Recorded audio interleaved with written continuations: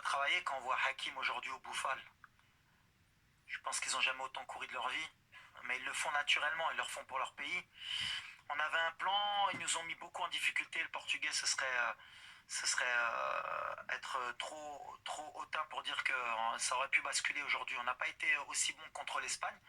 Mais comme tu as dit, on joue avec du cœur. On sait qu'il faut se battre plus que les autres. On n'a pas les mêmes armes, hein. Alors les gens vont peut-être critiquer notre jeu, mais aujourd'hui, quand tu vois les changements du Portugal, les joueurs qu'il y a sur le terrain, si t'as pas de cœur, tu peux pas les battre. Et aujourd'hui, on a du cœur. Et je pense qu'on est en train de devenir l'équipe sympathique de cette Coupe du Monde. Et on montre au monde entier que justement, dans la vie, c'est possible. Tu peux avoir moins de talent, tu peux avoir moins de qualité, tu peux avoir moins d'argent, mais si tu as envie, si tu travailles, si tu te bats, si tu crois, tu peux. Et je pense que voilà, aujourd'hui, les mecs ils sont en train de montrer. Et comme j'ai dit, attention, hein, c'est pas un miracle, hein. Attention, je vous attends tous là, les journalistes sportifs, c'est pas un miracle. Même ceux d'Europe. Croatie, Belgique, Espagne, Portugal. 0 but encaissé. C'est pas un miracle, c'est du travail. Aujourd'hui, l'Afrique travaille, le monde arabe travaille, donc je suis content, franchement, je vais pas m'enflammer parce que ça aurait pu basculer, mais on est dans l'état d'esprit qu'on voulait faire. On rend notre peuple heureux, on rend un continent heureux, on rend le monde arabe heureux, on rend le monde heureux, je pense. Tous ceux qui aiment, tu sais, quand tu regardes Rocky Balboa, t'as envie d'être pour Rocky parce que c'est celui qui sort d'en bas, donc voilà, on est un peu le Rocky de cette Coupe du Monde. Voilà. Bouya, on est très très bon là, hein, on est très bon. Évidemment, on est dans l'excellence, c'est-à-dire que félicitations à l'équipe du Maroc. Et là, vous avez entendu, c'est le sélectionneur qui a beaucoup de mérite avec ses gars. Oui, il s'appelle Walid Regragui. Voilà, Walid Regragui, excusez-moi. Vraiment félicitations pour le parcours qui est très très brillant. Je crois que l'équipe du Maroc a gagné la Coupe du Monde là d'une certaine façon compte tenu de son parcours parce que arriver en demi-finale c'est historique. C'est la première fois qu'une équipe africaine arrive à ce niveau-là. Et donc pour moi se qualifier en finale et puis remporter la Coupe du Monde ça va être la cerise sur le gâteau tout naturellement. Bonjour à tous, aujourd'hui donc nous sommes le 13 décembre 2022. Je fais cette vidéo pour donner mon point de vue. Je tiens à préciser que moi j'ai une approche politique.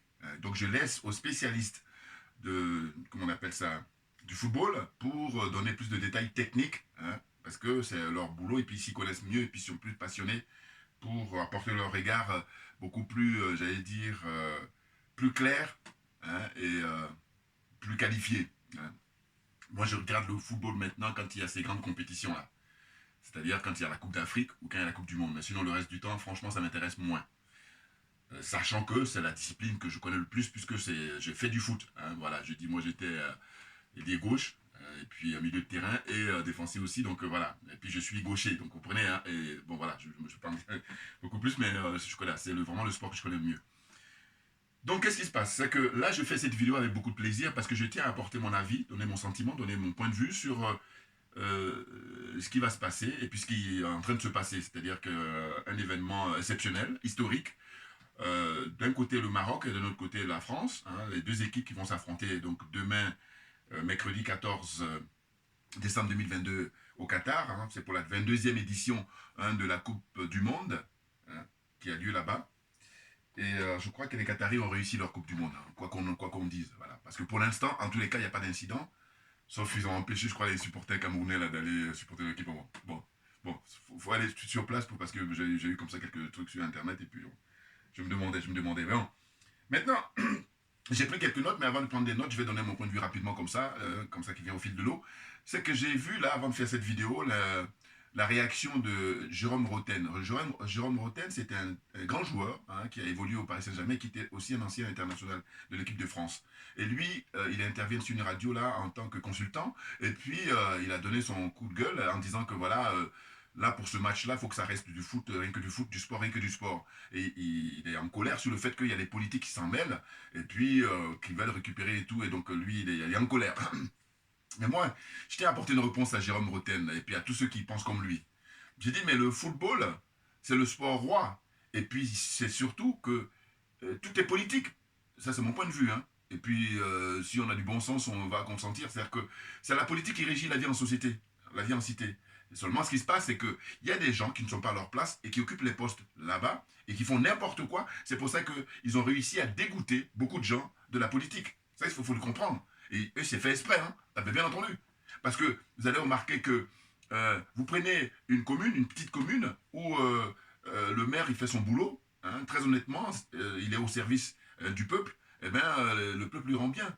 Voilà. Il y en a quelques-uns qui sont honnêtes, mais la plus grosse partie, malheureusement, la plus grosse, ils sont malhonnêtes, ils viennent là pour faire autre chose que de la politique. C'est pour ça qu'on en est là. Voilà, il faut essayer de tirer des leçons, faut faire le bilan, à un moment donné. Vous comprenez? Bon, donc là, moi, avant de faire cette vidéo, j'étais en contact avec un frère panafricain, un Keïta, qui a eu la gentillesse de suivre mes vidéos de temps en temps et puis me donner son point de vue sur ce que je fais. Et puis, il m'a posé une question. Il m'a dit, écoute, il y a des frères panafricains et puis d'autres frères aussi qui ont décidé de ne pas supporter l'équipe du Maroc, simplement parce qu'il y a la question de la discrimination là-bas dont souffrent nos frères et sœurs noirs africains qui sont là-bas dans ces pays-là, notamment au Maroc. Et moi, je lui ai dit, écoute, je vais faire une vidéo, et puis je donne un point de vue, et puis tu verras ce que je vais dire. Et puis avant ça, je lui ai dit que voilà, le problème, il n'est pas là. Le problème, il est que, en fait, je lui ai donné l'exemple, je lui ai dit, prends tes propres enfants, voilà, tes pères de famille, les pères de famille, et je lui ai dit, mais tu vois, tes enfants, tu agis en amont, et puis pour leur sécurité, et pour qu'ils se portent bien, et puis pour qu'on les respecte quand ils sortent, hein, quand ils sortent de chez toi, au niveau de ton quartier, au niveau de ta commune, au niveau, voilà, voilà, c'est ça. Et moi, ce que je reproche, justement, par rapport à ce que vivent les frères et sœurs dans les pays du Maghreb, hein, c'est les dirigeants africains, hein, dirigeants de Côte d'Ivoire, dirigeants du Cameroun, dirigeants du Congo, dirigeants de Gabon, dirigeants du Togo, dirigeants du Bénin, dirigeants de... Qu'ici encore, hein, tous les pays là, cette zone-là, voilà, c'est ça. La zone des aliénés, les dirigeants de cette zone-là, la zone des aliénés, la zone des complexés, la zone des corrompus. Et je rappelle que je dédicace ce message à tous les dirigeants de ces pays-là. Voilà, c'est à eux en particulier que c'est ça qui m'a inspiré, leur attitude. Vous voyez? Donc pour moi, ces gens-là, ce sont des aliénés, ce sont des complexés, des corrompus. Je parle des dirigeants, hein, je parle des dirigeants. Qu'on soit d'accord. Bon, maintenant, ceux qui les soutiennent aussi, voilà. Si tu les soutiens pas, tu n'es pas concerné. Mais si tu les soutiens, tu es concerné. Voilà.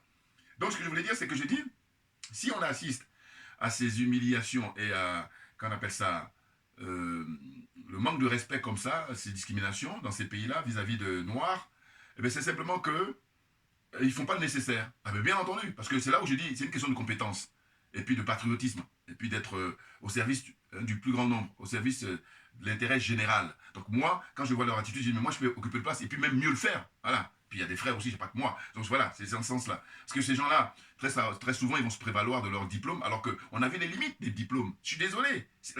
Faisons le bilan, faisons le bilan. Tous ceux qui ont des diplômes depuis les années 60, hein, comment dire, on va partir des années 60, on peut aller avant, mais 60, parce que c'est là où il y a les dates de pseudo-indépendance, voilà. Et on dit, jusqu'à aujourd'hui, ça donne quoi? Sachant que la plupart du temps, ce sont les diplômés qui occupent les postes. Voilà. Moi, c'est à ce niveau-là que je situe les choses. Donc je dis, dans n'importe quel domaine, on fait le bilan. Donc, accepter qu'on fasse le bilan tout le temps, parce que c'est, pour avancer, tu as besoin de faire le bilan, pour avancer. Mais quand on est malhonnête, on refuse de faire le bilan dans ce domaine-là. Alors qu'en temps normal, on va accepter pour qu'on fasse le bilan ailleurs. Voilà. Suivez mon regard, suivez mon regard. Bon. Donc ce que je vais dire, c'est quoi? C'est que, au fond, moi, j'ai décidé hein, de soutenir le Maroc. C'est même pas que j'ai décidé, c'était naturel pour moi de soutenir le Maroc. Maintenant, il faut que j'apporte mes arguments. En fait, en tant que panafricain, on ne peut que supporter le Maroc. Sachant que, je donne mes précisions, lors de cette Coupe du Monde, il y a eu 5 représentants. Et le Maroc est le dernier pays qui est resté, qui en veut le plus. Voilà, ils en veulent le plus. Ce sont eux qui ont le plus faim, et ce sont eux qui mouillent le maillot. Bien entendu, bien entendu. Ils mouillent plus le maillot. Et le cœur qui parle. Donc j'ai dit, vous avez le Sénégal, vous avez le Cameroun et vous avez le Ghana, hein, pour l'Afrique noire. Et puis pour l'Afrique du Nord, hein, l'Afrique du Maghreb, vous avez la Tunisie et le Maroc comme représentants. Maintenant, finalement, ils ont tous été éliminés, donc sauf le Mali, qui est le porte-drapeau, là, qui est resté, hein, qui vraiment ont travaillé, hein, comme dit l'entraîneur, là, Walid, là, il dit c'est du travail, c'est pas du miracle. Et il a tellement raison. Et puis, dans ses propos, il y a beaucoup de leçons de vie. Vous voyez, il dit dans la vie, si vous voulez, vous pouvez y arriver. Il faut vraiment travailler, sérieusement. Voilà, vous voyez. Et donc, moi, le soutien que j'apporte au Maroc, c'est de dire que, évidemment que j'apporte le soutien au Maroc parce que c'est le seul pays africain qui reste. Ça veut dire que ça aurait pu être la Tanzanie, ça aurait pu être le Botswana, ça aurait pu être la Libye, ça aurait pu être la Mauritanie, ça aurait pu être... vous voyez, hein, parce que ces pays-là, ils ont compéti, hein, ils ont participé à la compétition, ils ont été éliminés, et puis finalement, comme l'Afrique a 5 représentants, et ben, ce sont les 5 maintenant, les 5 meilleurs, hein, en tout cas qui sont qualifiés pour disputer la Coupe du Monde, la 22e édition. Bon, donc ce que je voulais dire, c'est que moi, personnellement, à choisir, j'aurais voulu que ça soit plutôt le Sénégal, qui soit là, face à la France, ou que ce soit, comment dire, En tout cas, qui se qualifie en demi-finale, si c'est pas la France, mais en tout cas en demi-finale, voilà. Parce que si on dit la France, ça dépend des, comment on appelle ça, des poules, et puis aussi du parcours de chaque équipe. Hein. Donc on va dire, hein, j'aurais souhaité que ce soit le Sénégal qui soit en demi-finale, ou à défaut, que ce soit le Ghana, ou à défaut, que ce soit le Cameroun. Le Cameroun, voilà. Vous voyez, avec Samuel Eto'o. Bon, il faut qu'il fasse attention à lui, parce qu'il a l'air d'être excité, là, il faut se calmer, parce que, voilà, tu sais, arrivé à ce niveau-là, il faut faire attention, voilà. C'est ce que je peux lui dire, en parenthèse, vous allez comprendre ce que je veux dire. Parce qu'il s'est fait embêter là par des gens, il ne faut pas perdre ton temps avec ces gens-là. Bon, enfin bon, bref. Donc ce que je voulais dire, c'est que, en fait, là, comme justement ces pays d'Afrique noire ont été éliminés, bon, mais c'est le Maroc, ça aurait pu être la Tunisie, puisque la Tunisie aussi était qualifiée. Maintenant, je dis, je vais plus loin dans ma réflexion. En réalité, s'il s'agit de soutenir les pays d'Afrique du Nord, hein, moi, je vais préférer plutôt que ce soit l'Algérie. Voilà. Les Algériens. Vous imaginez l'Algérie en demi-finale? Mais là, on n'avait pas dormi, mais moi, je les soutiens. Voilà. Parce que je suis toujours dans l'approche politique. Attention, hein. Voilà. Politique. Parce que c'est la politique qui décide de tout, que vous le vouliez ou non. Parce que les gars qui ont compris, ils ont compris. Ceux qui n'ont pas compris, c'est dommage. Voilà. Parce que faut pas réfléchir beaucoup, un peu, puis on comprend. Voilà. Hein, regardez dans la vie de tous les jours. Qui c'est qui décide de dire tel endroit on a le droit de fumer? Ou bien quand vous prenez votre voiture, les limitations de vitesse. Mais c'est la politique qui décide. Voilà. Et puis même, un exemple simple aussi. Regardez. On nous dit quoi? On nous dit qu'il ne faut pas mélanger la politique et le sport. Mais excusez-moi, pour quelle raison hein, la Russie a été écartée de cette Coupe du Monde? Voilà. Donc c'est politique. Alors, ceux qui ont compris, j'ai dit tant mieux, puis on gagne du temps, ceux qui n'ont pas compris, c'est pas le temps, parce que c'est fatigant là. Il y a des trucs simples aussi. Il faut faire un peu de bon sens. Voilà. Vous allez voir. Moi je dis, moi, hein, ce qui m'aide beaucoup, c'est le bon sens. Hein. Sinon, pas de grand diplôme, machin. Non, non, beaucoup de bon sens. Bah, tu observes, puis tu analyses. Donc ce que je voulais dire, c'est que, au fond, comme les équipes que je souhaitais n'ont pas pu être qualifiées, qui c'est le Maroc, bon, on soutient le Maroc parce que c'est un pays africain. Voilà. Je vous dis, il y a 54 pays, et puis s'il y en a un qui reste, eh ben, on va le soutenir, il faut le faire. Maintenant, il faut apporter des précisions pour dire que voilà, on sait hein, sur quel pied on marche et on sait de quoi il s'agit. Donc pour le Maroc, évidemment, le frère me pose la question en disant voilà, il y a les frères là-bas qui souffrent, comment dire, de discrimination, mais c'est la responsabilité des dirigeants africains. Hein. C'est eux qui sont les premiers responsables, parce que s'ils faisaient le nécessaire, on n'en serait pas là. Ah oui, très clairement, pour moi là-dessus, il n'y a pas... Voilà, donc j'ai dit, si on voit cette humiliation-là et puis cette discrimination-là, ils sont les premiers responsables parce que ils sont dans une situation en fait de, comme on dit, qui ne dit rien consent, voilà, ou même deux fois, ils sont indifférents, c'est encore pire. Et d'ailleurs, c'est ça en fait, ils sont indifférents. Ils sont indifférents par rapport à ce qui arrive à ses frères et sœurs qui vivent au Maroc, en Tunisie, en Algérie, hein, qui j'oublie encore, la Libye, hein, et puis... Mauritanie, même si c'est pas le pays du Maghreb, Mauritanie, je sais pas trop, je sais pas toujours, voilà. Bon, en tous les cas, il y a des problèmes de discrimination vis-à-vis des Noirs. Quand tu as la peau noire comme moi, là, voilà, tu vas là-bas, tu ne peux pas être serein, tu ne peux pas vivre tranquillement. Bon. Mais c'est pas ça le pire. Le pire que je tiens à préciser ou à rappeler, c'est que je dis, dans les pays même, c'est-à-dire vous prenez l'exemple de la Côte d'Ivoire, prenez l'exemple du Togo, prenez l'exemple du Bénin, prenez l'exemple du Gabon, voilà, prenez l'exemple du Cameroun, et bien vous allez voir que les dirigeants, en raison de la corruption aidant, eh bien, ils laissent faire. Et du coup, le propre Camerounais, le propre Togolais, le propre Béninois, le propre Gabonais, le propre Congolais, hein, le propre Ivoirien, eh bien, chez lui, peau noire, il se fait humilier par des gens qui ne sont pas du pays. Donc, vous comprenez, une fois qu'on a vu ça, la messe est dite, et je dis, ben, il ne faut pas aller se tromper de cible, il ne faut pas se tromper de responsabilité. Ceux qui sont responsables sont les dirigeants politiques, parce que ce sont eux qui ne font pas le nécessaire, parce qu'ils ne sont pas à la hauteur, ce sont des incompétents, ce sont des corrompus, ce sont des aliénés et des complexés. Voilà, que quelqu'un me dise le contraire de ce que je suis en train de dire là. N'importe quoi, des gens qui perdent le temps des gens. Enfin bon, bref. On me dira, oui, mais comme tu les attaques... Oui, mais enfin bon, moi je mets 4 sur table. Dites-moi, chacun, il faut aller faire ce que tu peux faire. Et puis, le faire mieux, on va t'encourager. Or là, ce qu'on constate, c'est que vous n'êtes pas à la hauteur et vous occupez quand même le poste. Donc, et puis, regardez les dégâts. Voilà. L'humiliation, ça c'est dans la moindre mesure. Et puis, il y a les morts. Rendez compte, là c'est, voilà, comme je dis, moi je ne négocie pas. La vie humaine est très sacrée. Voilà, c'est à partir de là, dès qu'il y a un mort, terminus, tout le monde descend. C'est tout. N'importe quoi. Des nazes. Enfin bon, bref. Donc, j'ai pris quelques notes là. Je vais les lire et puis après, je vais continuer à vous entretenir, enfin, en tout cas, donner mon point de vue. Rappel historique. Rappel historique. Hein, là, j'ai pris des notes pour ne pas oublier, parce que sinon, je vais oublier. Donc, nous sommes à l'ère du Verseau. Hein, ça, je donne toujours un coup de cœur, enfin, un coup d'œil au frère qui nous a quittés très tôt, hein, le professeur Niosere Kalala Umutunde. Voilà, je lui ai rendu hommage dans la vidéo précédente, et là, je rappelle encore que sa mémoire repose en paix, que son âme repose en paix. Voilà. Hein, son âme repose en paix, et puis je donne mes condoléances à sa famille et à ses amis. Hein. Donc nous sommes à l'heure du verseau parce que c'est l'ère du bouleversement. Hein, les choses seront à leur place. Parce qu'il disait, lui, par expérience, et puis il s'est intéressé beaucoup à la question, qu'auparavant, on était à l'heure du poisson. Donc c'est pour ça qu'il y a eu plein de trucages, plein de n'importe quoi. Voilà, l'heure du poisson. Maintenant, à l'heure du verseau, c'est l'heure du rééquilibrage. C'est ce que j'ai compris, hein, parce que j'ai regardé un petit peu ces vidéos-là, et puis quelques personnes aussi qui m'ont parlé de ça. Nous sommes à l'ère du verso, et donc tous ces bouleversements-là, c'est normal. Enfin, voilà, ça va venir comme ça crescendo, mais ça va se faire parce que c'est naturel, voilà. C'est la nature qui va imposer ça. Donc ceux qui veulent essayer de résister, c'est peine perdue. Voilà. Le diable, et puis les Satan, et comment dire ça, enfin, excusez-moi, mais ça m'énerve, c'est pas, ça fatigue les gens. Je dis, ces gens-là ont l'apparence d'êtres humains, mais ce ne sont pas des êtres humains. Tout ce qui brille n'est pas de l'or. Voilà. Les colonels du Mali doivent être soutenus par tous les Africains, tous les Noirs, toute la diaspora africaine, caribéenne. Hein. Alors, on me dit quel est le rapport. Bon, je dis ça comme ça parce que ça ne mange pas de pain, voilà. Parce que c'est le Mali hein, qui est en tête de locomotive là pour essayer de nous conduire avec dignité, avec courage, pour que les ressources africaines appartiennent aux Africains. C'est tout. Dire ça, il n'y a rien d'extraordinaire. Mais il y a des gens, eh ben, je dis, ils jouent dans l'équipe africaine avec le maillot de l'équipe africaine et ils marquent contre leur camp. Alors, c'est qui? C'est Alassane Draman Ouattara, c'est Paul Biya, c'est Patrice Talon, c'est Faure Yassimbe, c'est Bazoum, c'est Sassou Nguesso, le numéro 1 des francs-maçons en Afrique centrale. Voilà, Sassou Nguesso. Voilà. Ces gens-là, ils portent le maillot de l'équipe Afrique et puis ils marquent contre le. Donc, vous voulez. Donc, comme je disais, je dit encore ce que je pense profondément. J'ai dit, mais vous avez des numéros 1, 9 et numéro 10 très brillants hein, dans l'équipe Afrique. C'est des gens comme Nio Serré.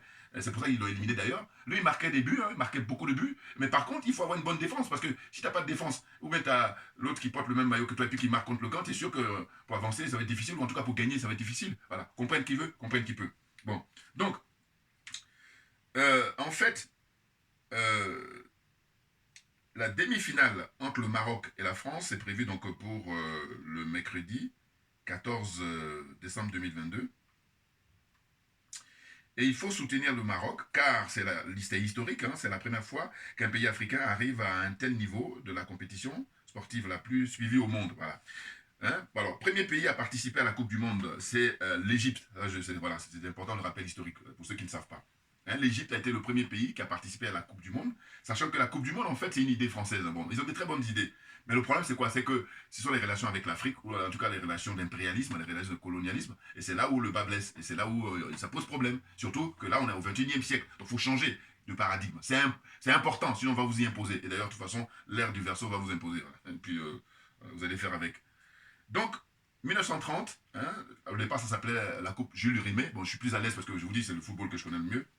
Et donc, j'ai pas attendu en 2022 là pour savoir tout ça. Mais voilà, donc c'est important pour ceux qui ne savent pas. Ça s'appelait d'abord Jules Rimet. Jules Rimet, c'est celui qui a eu l'idée de dire Coupe du Monde. Voilà, on va organiser une coupe où on va rassembler pas mal de pays venant un peu de partout. Voilà, donc c'est ça son idée. Il s'appelait Jules Rimet. Et puis c'est après, hein, donc en 1934, que le premier pays africain, à savoir l'Égypte, participe à cette compétition-là. Ensuite, en 1974, le Zaïre est le seul pays avec un score fleuve, hein, j'ai déjà rappelé, 9-0 contre la Yougoslavie. Ça, c'était, moi je me rappelle, hein. J'avais quel âge? J'avais 9 ans en 1974, bon, par exemple. Bon. Et donc, je rappelle que l'Égypte, hein, c'est l'équipe championne d'Afrique au niveau palmarès. Hein. Ils ont gagné 7 fois la Coupe d'Afrique. Après, l'Égypte, c'est le Cameroun. Le Cameroun a remporté 5 fois la Coupe d'Afrique. Après, il y a le Ghana qui a remporté 4 fois la Coupe d'Afrique. Je parle, c'est important parce que voilà, ça vous donne une petite idée, c'est une parenthèse. Parce que là, on parle de la Coupe du Monde principalement. Donc, le Congo RDC, hein, qui était Congo, hein, voilà, c'est 3 fois ils ont gagné. Et puis le Nigeria a gagné 3 fois. Hein, bon, après, il y a la Côte d'Ivoire, par exemple, a gagné 2 fois la Coupe d'Afrique, bon, puis ainsi de suite. Hein, le Maroc, par contre, a gagné une seule fois hein, la Coupe d'Afrique. C'était en 1976, si je ne me trompe pas. Hein, j'espère que je ne me trompe pas.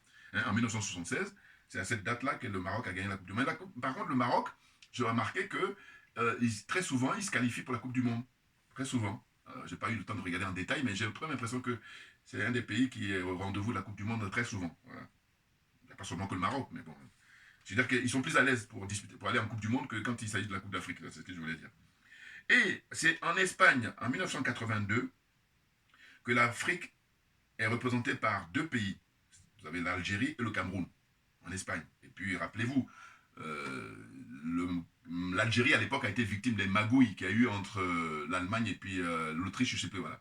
Hein, parce qu'ils avaient fait un bon parcours et ils ont été éliminés simplement par des combinaisons. Voilà. Là, je dis, mais non, C'est pas normal. Il faut que le meilleur gagne, et non pas parce que tu es meilleur en tricherie que tu gagnes. Voilà. Mais bon, vous savez, c'est l'empire du mensonge, c'est la culture et la religion du mensonge. Donc voilà, tout s'explique. Ah, je suis désolé. En 1994, vous avez ces 3 pays africains qui ont représenté pour la Coupe du Monde. Ça s'était passé, comment dire, aux USA. Hein. Donc on avait le Nigeria, on avait le Cameroun et le Maroc. Hein. Donc en 1982, c'était en Espagne. Bon. Et en 1998, ça c'est en France, hein, en 1998, il y a 5 pays africains qui ont été admis pour comment on appelle ça, pour la coupe du Monde. Voilà, 5 pays. Vous avez la Tunisie, hein, vous avez le Cameroun, vous avez le Nigeria, vous avez le Maroc, l'Afrique du Sud. Voilà, ce sont les 5 représentants, hein, qui sont venus en France pour disputer la Coupe du Monde en 1998. Et en 2010, il y avait 6 pays. Alors, 2010, c'est la toute première fois que la compétition est organisée sur le continent africain. Et c'est organisé où? C'est en Afrique du Sud. Et pourquoi j'ai noté ça? Puis justement, c'est important de le noter, de remarquer. Eh bien, figurez-vous que en 1998, la FIFA autorise 5 représentants pour les pays africains, quand ça a commencé, ça s'est joué en France. Et puis là, arrivé en 2010, pour la compétition qui s'est disputée en Afrique du Sud, la FIFA a dit, bon voilà, il y a les 5 représentants, hein, pour l'Afrique, mais exceptionnellement, comme par tradition, les pays organisateurs il est qualifié d'office, eh ben, on met 6 équipes. Donc, de 5 équipes représentées l'Afrique, il y avait 6. Hein. Donc, ce que j'ai cité tout à l'heure, hein, c'est alors l'Afrique du Sud, hein, pays organisateur, plus l'Algérie, plus le Ghana, plus la République de Côte d'Ivoire, plus le Nigeria et plus le Cameroun. Voilà, c'est ça, ce sont les 6 pays. Mais on aurait pensé qu'à partir de 2010, mais on aurait gardé les 6. Oh là non, ça j'ai trouvé ça extraordinaire. Oui, mais oui, non, mais franchement, vous vous rendez compte? C'est là où tout est politique, tout est politique. Malheureusement, je dis malheureusement. Non, en fait, tout soit politique, c'est pas le problème. Le problème, c'est que je vous dis, c'est le fait que les gens, mais ils font le nivellement par le bas, d'une certaine façon, et puis ils font surtout euh, ils font des manœuvres pour, comment dire ça, c'est pas l'intérêt général, là, c'est l'intérêt de quelques-uns. Voilà, ça c'est sûr. Ils sont dans la magouille, voilà, la marmaille. La FIFA dans sa marmaille, voilà, par exemple, par exemple. Vous voyez? Donc, en 2018, d'abord en 2014, c'est donc 5 représentants, hein, et puis en 2018, en Russie, là, 5 représentants. C'est-à-dire que en 2010, ils ont accepté qu'il y ait 6 pays, hein, soi-disant. Alors l'argument qu'ils vont toujours avancer, on dit non, mais c'est parce que on accepte qu'il y ait, que le pays organisateur soit qualifié d'office. Oui, mais bon, quand on sait qu'aujourd'hui le niveau des équipes africaines ça a été, comment dire, beaucoup, beaucoup progressé, eh ben, dès lors qu'on a mis 6 équipes, on devait garder les 6 équipes. Donc pour que les compétitions qui suivent, c'est-à-dire 2014, 2018, il n'y a que 6. Or que là, non. 2010, exceptionnellement 6. Et puis à 2014, on revient à 5. 2018, pareil. Et puis même 2022 aussi. Là, la compétition au Qatar, là. Eh ben, il n'y a que 5 équipes. Voilà. C'est étrange. Voilà. C'est malheureux aussi. Bon. Donc la France, elle a gagné la Coupe du Monde en 1998. Et puis en 2018, donc ça fait 20 ans après. Voilà, ils ont gagné 2 fois la Coupe du Monde. Donc ils ont 2 étoiles sur leur maillot. Hein? Alors, quelle est la situation de cette mixité dans l'équipe de France au sein de la société française plus de 20 ans après? Voilà. Sur le plan politique, sur le plan économique, sur le plan social et sociétal, sur le plan culturel, hein, sur les relations entre la France et ses colonies d'Afrique et des Caraïbes. Alors, tout à l'heure, j'ai parlé de, comment dire ça, Jérôme Roten, et j'ai disais qu'il était offusqué, il était en colère là, contre les politiques qui essaient de politiser cette rencontre-là qui va y avoir lieu le mercredi demain, donc le 14 décembre 2022 au Qatar, entre le Maroc et la France. J'ai apporté déjà la réponse, j'ai dit, mais voilà, la France n'a pas encore soldé son passé colonial. Et on y est même encore. Regardez là, c'est le seul pays au monde qui détient encore des colonies. C'est ça qui pose problème. Et donc, il vous appartient, Jérôme Roten et compagnie, et puis ceux qui sont encore beaucoup plus jeunes, mais de vous saisir de la question. Vous savez, j'ai porté le maillot, oui, le maillot rouge, ça c'est pour l'hommage à l'équipe du Maroc, voilà. Et puis le jaune, ça c'est gilet jaune, voilà. Ça c'est pour dire que les gilets jaunes, moi je suis gilet jaune, évidemment convaincu. Et puis les gilets jaunes, pour moi, ce sont les Français qui ont compris. Et qui ont compris, et qui le montrent. Parce qu'il y en a qui ont compris qu'ils ne le montrent pas, ils se cachent. Alors qu'il faut le montrer. Parce que c'est n'importe quoi. Ceux qui dirigent ce pays, ils font n'importe quoi. Voilà. Vous voyez? Donc je vous dis, l'explication, elle vient du fait que déjà les Français eux-mêmes sont pris en otage. Hein? Ils sont colonisés et les moyens sont colossaux. Beaucoup, beaucoup de moyens qui fait que les gens sont dans une situation de, comment dire ça, de croire que tout, dans l'illusion, voilà. Ils sont dans l'illusion. Ils croient que tout va bien alors que non. Non, non. Ils le savent d'ailleurs, l'après monnaie, on parle des factures à payer, on parle de réévaluer tel truc, enfin bon. C'est incroyable, vous voyez. Donc moi, en ce qui me concerne, ma position, elle est simple. Elle est politique, je tiens à le dire. Hein. Je dis, elle n'est pas sportive, elle est politique.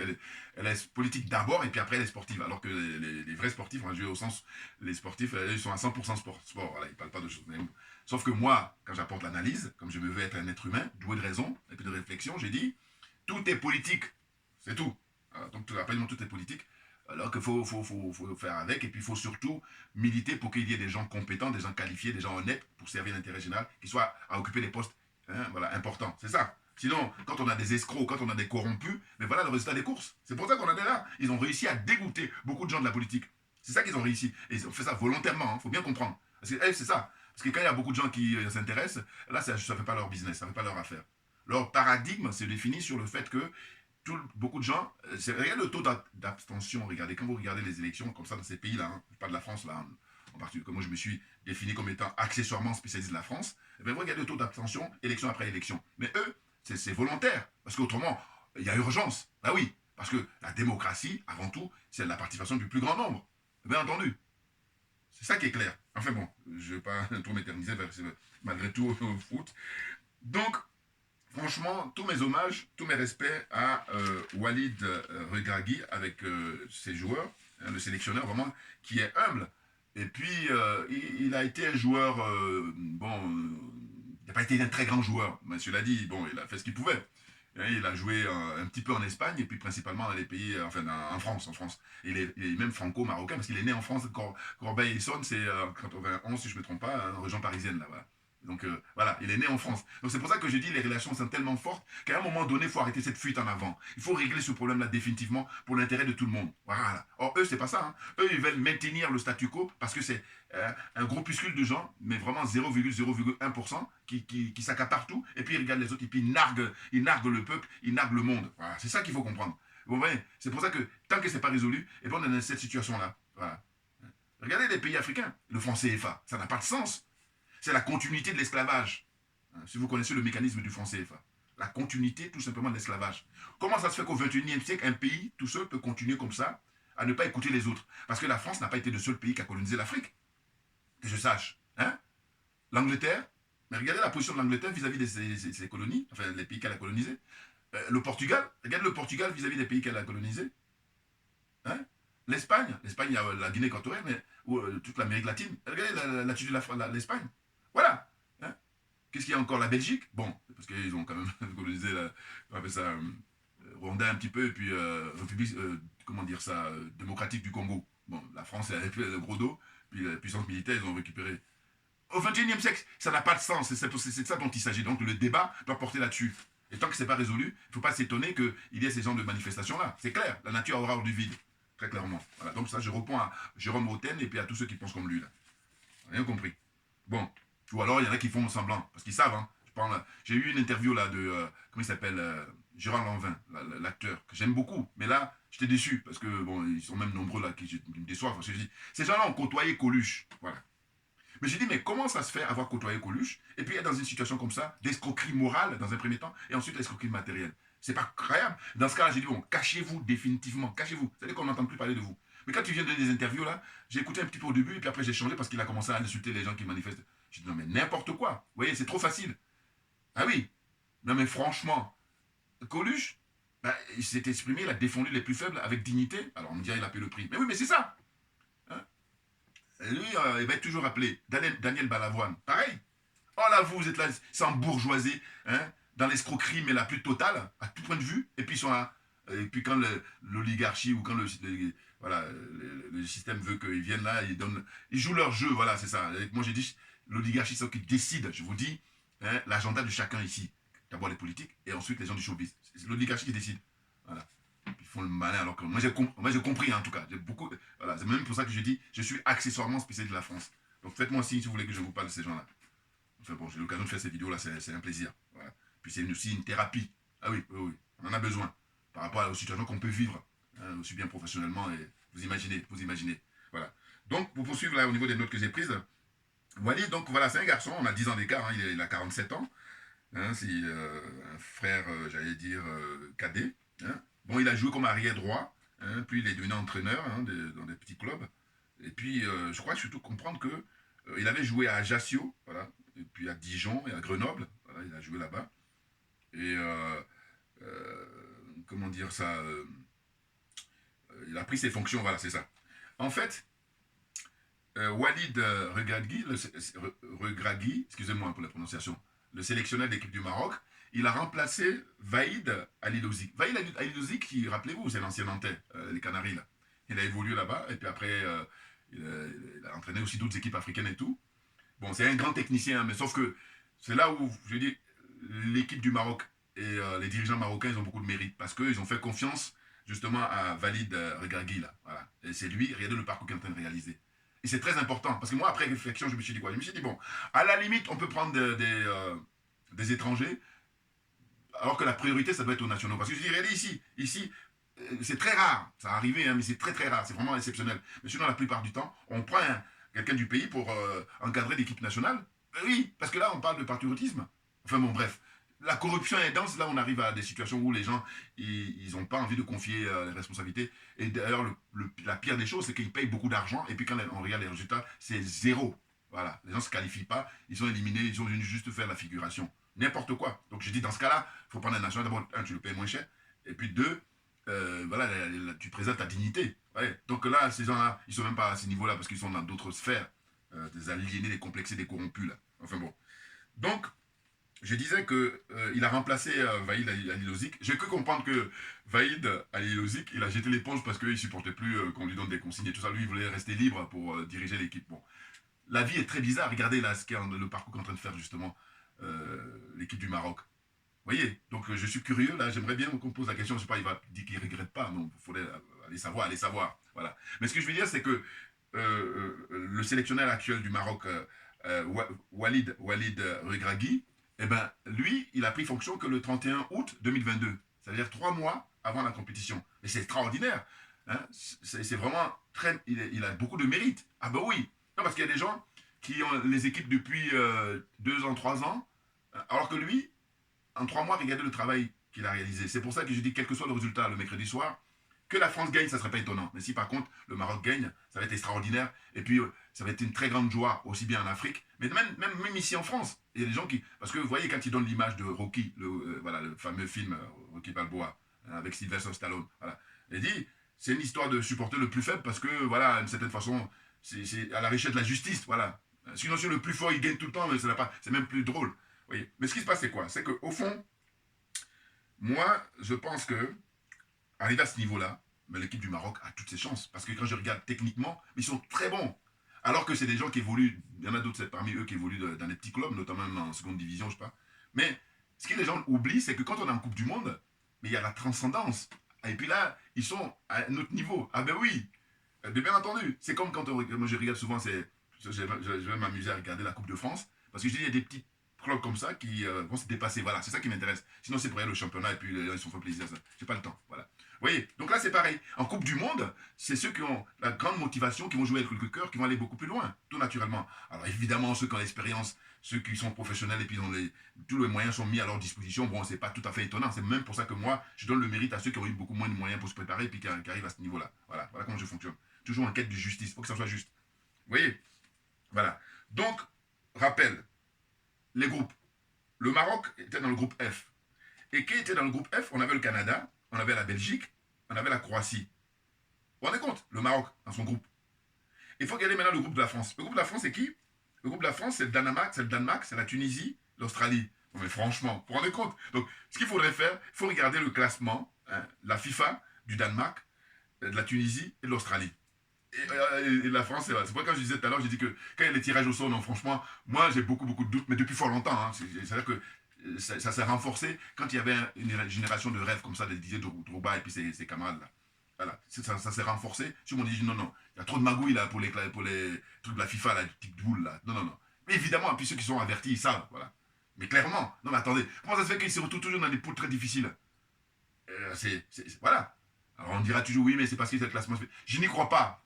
Parce que je dis, la France, vous regardez, ils sont toujours dans des poules très faciles. Hein, on se retrouve avec le Danemark, la Tunisie, l'Australie. Il faut arrêter à un moment donné. Hein. quand on compare avec le groupe F, il n'y a pas photo. D'autant que, regardez, vous voyez là, quand on arrive en demi-finale, qui est-ce qu'on retrouve en demi-finale aussi? C'est la Croatie qui va rencontrer l'Argentine. C'est énorme. Ils étaient dans la même poule comment dire ça? C'est pour dire que cette poule-là était très, au niveau technique, hein, c'est un niveau très élevé. Bien entendu, le groupe F, par rapport au groupe D là, de la France, là. Voilà. Ceux qui s'y connaissent, ils comprennent très facilement tout ce que je suis en train de dire là. Voilà. Donc, sur les 26 joueurs, voilà, là maintenant je donne des précisions. Parce que, en fait, le problème qui se passe entre la France et ses colonies, c'est qu'évidemment, il y a une influence très forte de la culture française. Et c'est pour ça que il y a un réflexe comme ça. Si vous faites des statistiques, vous allez voir là aujourd'hui, ou même demain, hein, les gens qui soutiennent, les Africains qui soutiennent la France sont beaucoup plus nombreux. J'allais dire malheureusement, parce que c'est parce que les gens ne sont pas informés, c'est parce que les gens ne sont pas avertis. Et puis c'est surtout la question d'aliénation, la question de complexe. Voilà. Et puis j'ajoute, vous direz l'autre, il dit Guassou. En plus, c'est la corruption. La corruption morale, hein, puis ensuite corruption matérielle. Voilà. Mais bien entendu, non, parce que si on n'est pas maso, on est aujourd'hui en droit de demander légitimement des comptes à la France, le bilan.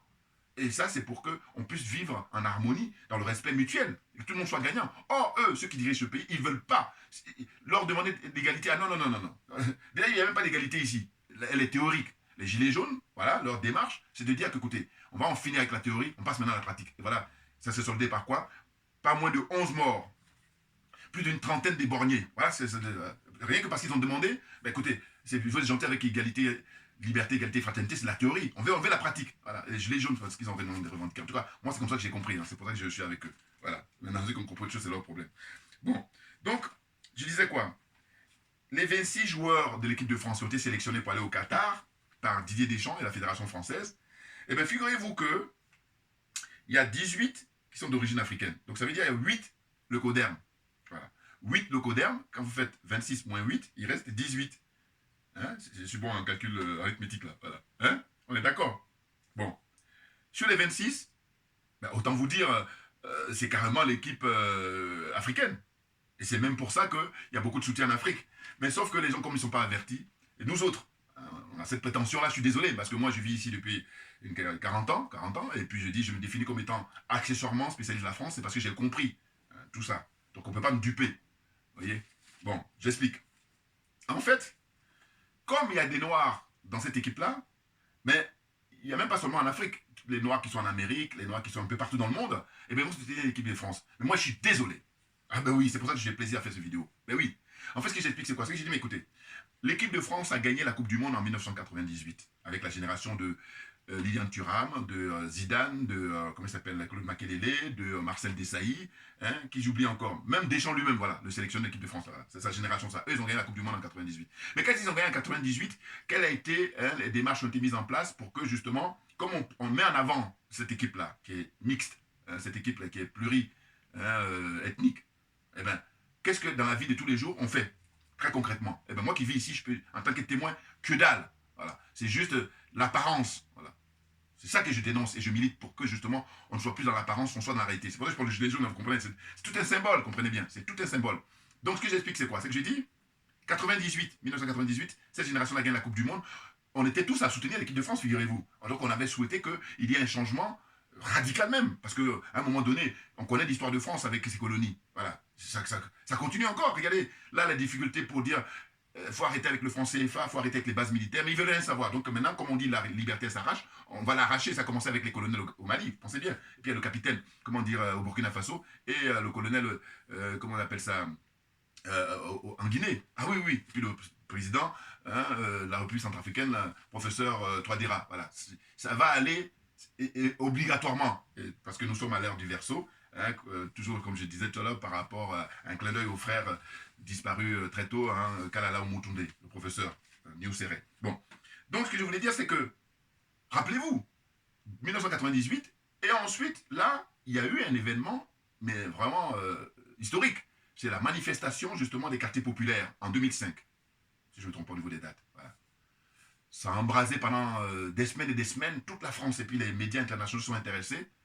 Et c'était de quoi la revendication? Mais c'était justement qu'on en sorte de cette question de, comment dire, être citoyen, juste par la théorie.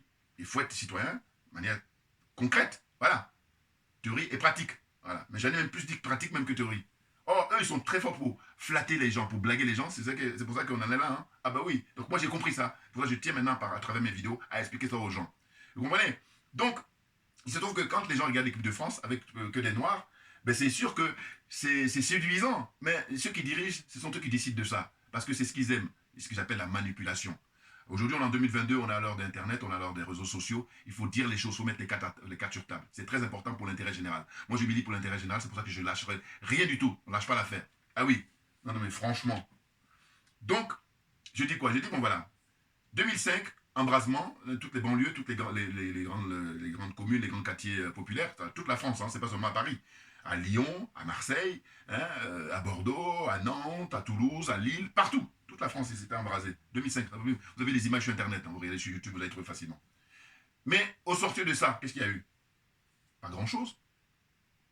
Puisque en 2009, il y a la question qui s'est posée en Guadeloupe. La vie chère. Et ça continue encore. Vous savez, le problème, c'est quoi? C'est que si à un moment donné, ils prennent conscience de tout ça, puis ils disent, bon voilà, on arrête définitivement. On organise les états généraux comme on a pu faire. Encore que en 1789, ça a été du bluff, parce que les bourgeois, ils ont récupéré ça, alors que c'était d'abord au départ les forces populaires, mais les bourgeois ont récupéré. Bon. Pour ça, j'ai dit, il faut arrêter. Si on dit qu'on est citoyen, ben, il faut monter au créneau pour dire, voilà. Et c'est ce qu'ils font les Gilets jaunes. Je me dis, bon, heureusement, hein, les Gilets jaunes qui sont là, heureusement. Mais regardez là comment ils sont traités. Mais les gars, ils lâchent pas l'affaire. Ils militent tous les samedis et franchement, chapeau bas, chapeau bas. Mais bien entendu. Est-ce qu'ils ont compris? Mais attendez, vous savez, le mensonge, il est là en ascenseur. Il est dans l'ascenseur du moins, parce que donc il se dépêche. Mais la vérité, elle va arriver. On est à l'heure du Verseau. Moi, j'y crois, hein, parce qu'il y a des signes, très clairement. Voilà. Donc, j'espère que je me fais comprendre, là, parce que voilà, comme j'explique beaucoup de choses et tout, hein, je dis que alors, vous allez observer qu'il n'y a pas que l'équipe de France, mais l'équipe de France a battu tous les niveaux au point de vue de prendre des joueurs noirs comme ça en grand nombre. Mais c'est fait exprès par l'oligarchie pour blaguer les gens. Voilà, c'est ce que je tiens à vous dire. Parce que je dirais un exemple. Les sélectionneurs, mais pourquoi on n'a pas pris un Jean Tigana à l'époque? Jean Tigana, il méritait de diriger l'équipe de France. Encore que Tigana même était métis. C'est-à-dire que son papa est malien et puis sa maman est française. Jean Tigana, il avait un niveau très élevé. Il a entraîné l'équipe de Monaco. Bon, eh bien ils ont tout fait pour l'écarter. Et après Jean Tigana, il y en a d'autres aussi. Didier Deschamps, bon, travaille, hein, c'est vrai, c'est un travailleur. Même en tant que joueur, en tant que défenseur, il jouait bien, c'est vrai.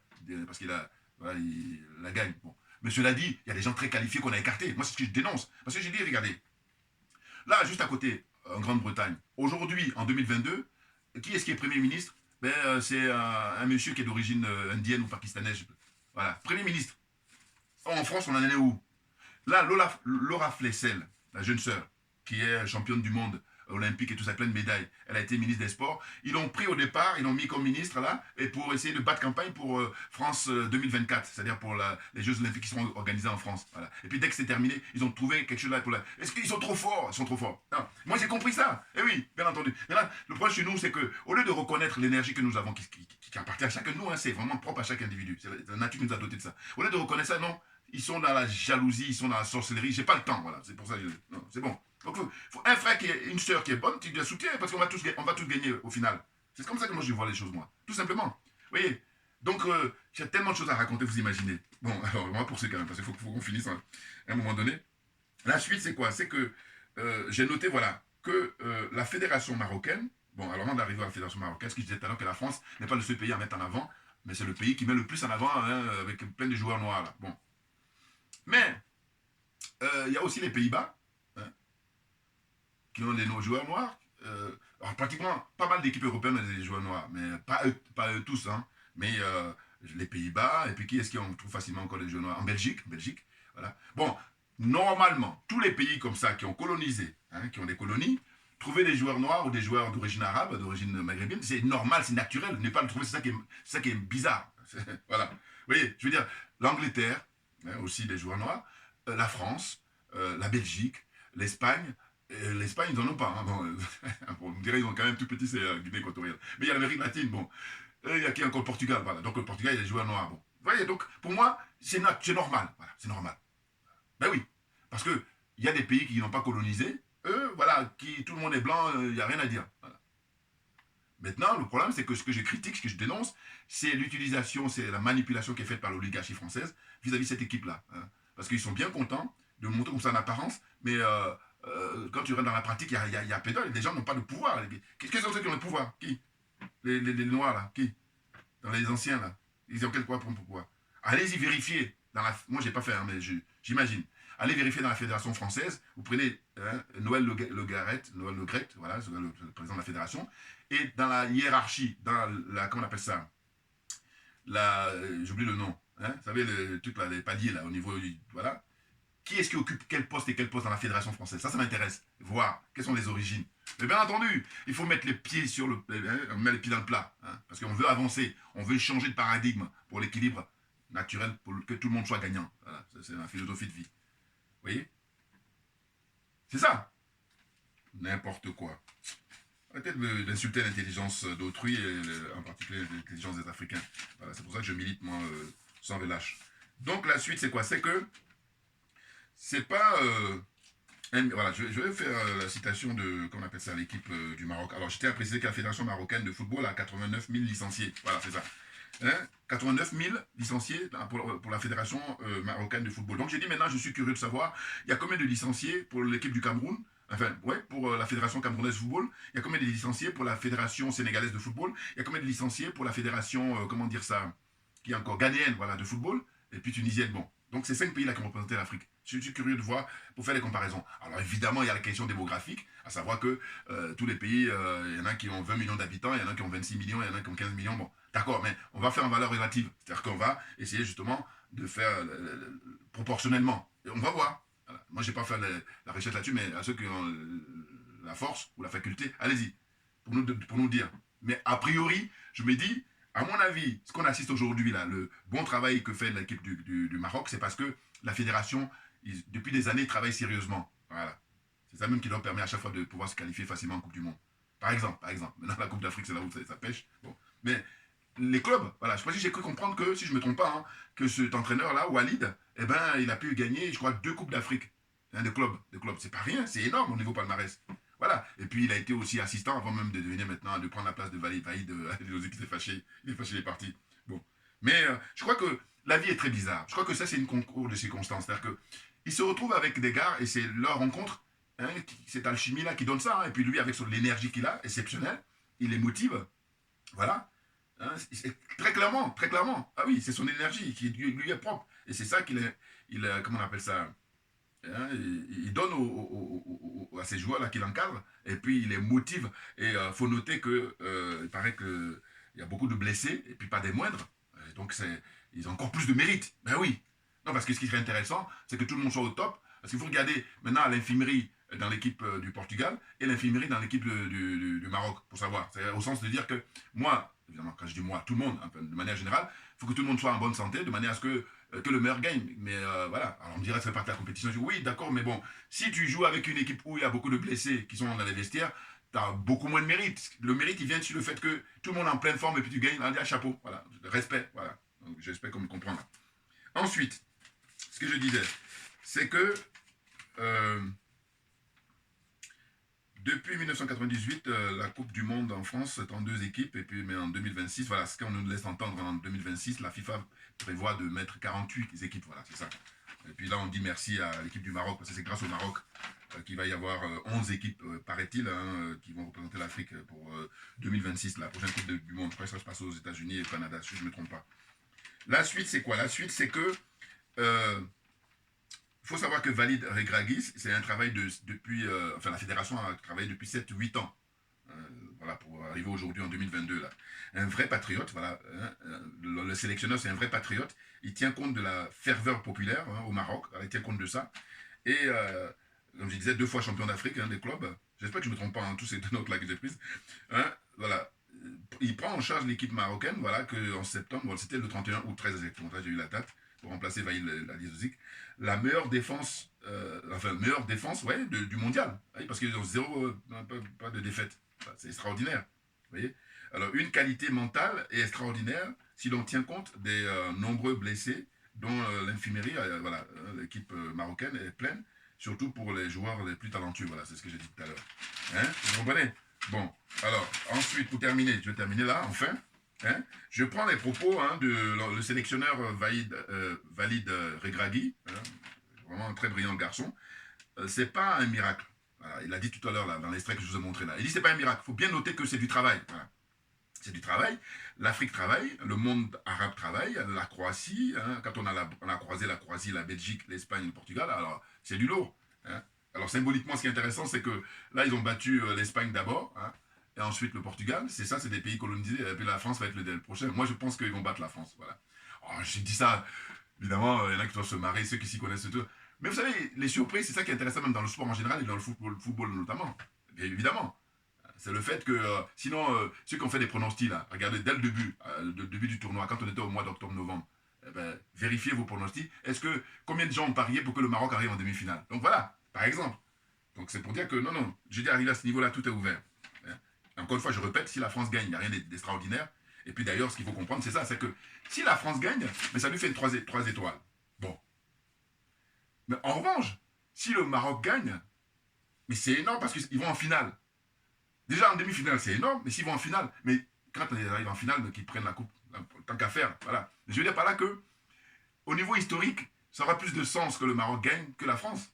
Attendez, alors chacun défend ses intérêts, évidemment, parce que les Français vont dire non, non, non. Bon. Mais je dis que le passé colonial de la France n'a pas été traité, et c'est pour ça qu'on en arrive dans cette situation-là. Alors que s'il avait été traité, parce que, voilà, là aussi, par comme ça doit la réflexion, comparer quand l'Angleterre joue contre ses colonies, et comparer quand la Belgique joue contre ses colonies, et comparer quand le Portugal joue contre ses colonies, ainsi de suite, hein, l'Espagne, voilà, comparer. Je suis sûr que la France arrive en tête sur ce problème-là, au sens où beaucoup d'Africains aujourd'hui vont dire non, non, non, on va soutenir le Maroc. Alors, le point du Maroc, ils disent oui, il y a des discriminations. Bon. Mais je dis, mais il faut faire abstraction de ça parce qu'on va régler nos problèmes après. Et puis surtout, il faut penser, il ne faut pas oublier que ce sont les dirigeants africains qui sont les responsables, parce qu'ils sont complices, parce qu'ils sont indifférents aux situations que peuvent vivre les gens, les pauvres gens. Voilà, c'est ça qu'il faut comprendre.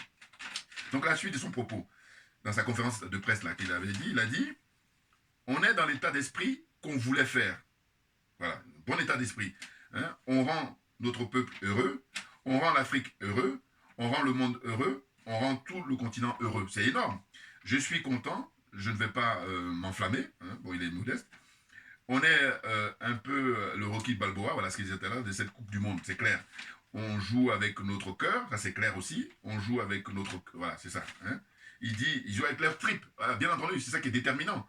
Il dit qu'il est arrivé comme un pompier de service, voilà, parce que évidemment, Vaïd, c'était lui qui devait conduire cette équipe-là, hein, parce qu'il a la responsabilité depuis quelques temps. Et puis là, lui, il s'est énervé. Bon, je n'ai pas creusé, hein, mais j'ai cru comprendre qu'il ne supportait plus qu'on lui donne des consignes par rapport à sa sélection et tout. Bon.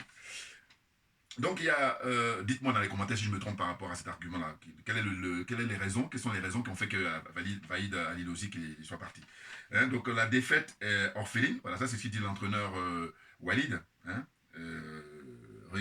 Regragui, là, hein, l'entraîneur, le sélectionneur de l'équipe du Maroc, il dit la défaite est orpheline et la victoire a plein de pères et de mères. Voilà, ce sont les joueurs. Voilà, lui, ce qui tient à préciser, voilà, pour terminer là, il a tellement raison. Il dit si ils sont arrivés là et puis si jamais ils poursuivent, ce sont les joueurs qui sont. Hein, c'est à eux qu'il faut tout devoir. Voilà, ce sont eux qui ont fait le travail, beaucoup de sacrifices. Ce sont eux. Voilà. Et, sinon, ce qu'on constate habituellement, s'ils avaient été éliminés au premier tour, voilà, on les était aux oubliettes. Maintenant, là, comme là, ils sont en train d'aller loin, il y a beaucoup de gens qui veulent essayer de s'approprier. Voilà, c'est ça qu'il faut comprendre, ce qu'il voulait dire là, l'entraîneur Walid. Hein, son nom, à chaque fois, excusez-moi, parce que, voilà, Walid Regragui. Voilà, excusez-moi. Merci beaucoup pour votre attention. J'espère que j'ai répondu à toutes vos interrogations. En tout cas, le frère Keïta, j'espère que j'ai apporté... bon, de toute façon, lui et moi, on s'échange des SMS, donc je lui ai donné mon argument avant même de faire la vidéo. Voilà. Donc, merci à vous tous pour votre attention. Et puis, d'une certaine façon, eh ben, moi, comme je suis pour le symbole, je dis que si le Maroc gagne, ça a beaucoup plus de sens symboliquement. Hein, parce que c'est... vous voyez bien, ils n'ont pas le même niveau, là. Hein. Voilà, c'est dans ce sens-là, un rééquilibrage. Et puis aussi l'impact hein, du sport en général et du football en particulier sur la population de ces pays-là, notamment en Afrique, en Amérique latine, en Asie. Voilà. C'est un impact énorme. C'est pour ça que les escrocs, là, eux, ils en profitent pour manipuler tout le monde. Alors on a compris. Voilà. Merci à vous tous pour votre attention. Et puis à très très bientôt. Je dis, on lâche rien, mais bien entendu parce que c'est nous qui avons raison. À très bientôt. Merci bien.